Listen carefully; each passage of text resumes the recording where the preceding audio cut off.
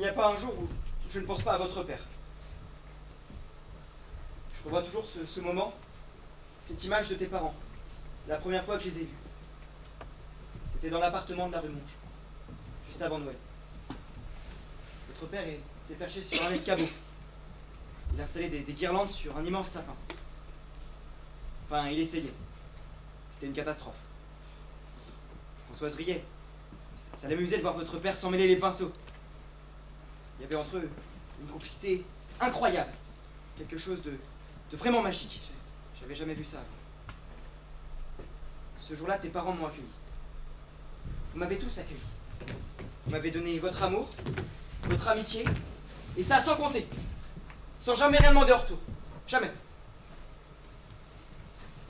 Babou est devenu ma meilleure amie.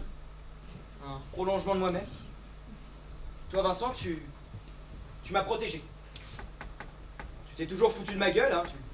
Tu t'es toujours tenu à distance, à l'écart, mais tu l'as fait comme un frère. Françoise, elle, m'a fait faire de la musique. Ah oui, ça aussi je le dois. En plus de tout le reste. Durant toutes ces années, elle m'a accompagné. Elle m'a permis de devenir quelqu'un. C'est juste après la mort d'Henri que tout a changé. J'étais en pleine répétition, dans la fosse d'orchestre. Mes mains se sont mises à trembler. Ça a craqué. Tout est remonté. C'est là que j'ai compris que j'aimais une femme que j'avais pas le droit d'aimer. C'est là que j'ai décidé de l'oublier. Oui, pour vous, il fallait que je l'oublie. Pour toi, Babou. Pour toi, Vincent. Alors j'ai accepté toutes les tournées et je suis parti. Au Canada. Oui, je fuyais. Françoise n'a pas compris. Elle a cru que la mort d'Henri m'avait éloigné d'elle, que j'avais tout balayé comme ça, d'un revers de main. Pas du tout. C'était tout le contraire. Plus les mois passaient, plus je dépérissais. Plus j'étais incapable de jouer. Alors j'ai arrêté. Je suis rentré à Paris. Un soir, j'ai pris la voiture. J'ai roulé sans m'arrêter jusqu'à la Castille.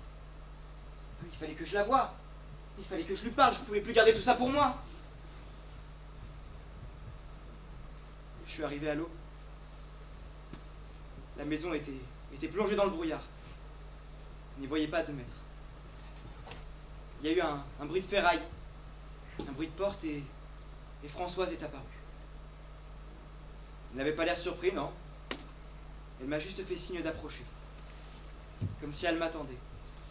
Comme si elle m'avait toujours attendu. Elle est restée là, je ne sais pas.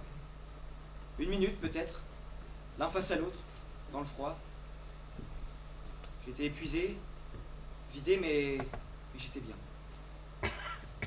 Ouais, j'étais là où je devais être. Tu comprends ce que j'ai pu ressentir? Tu comprends? Ouais, c'était l'évidence. Ça nous a sauté aux yeux. Ça nous a paru tellement simple. Alors la pluie s'est mis à tomber. Il y avait des gouttes sur le visage de Françoise. Ça ruisselait comme des larmes. Ou alors c'était vraiment des larmes. Je ne sais pas. Mais en tout cas, c'était beau. Alors Françoise m'a pris la main. Et elle m'a dit, viens, j'ai envie de toi. Ta gueule, toi!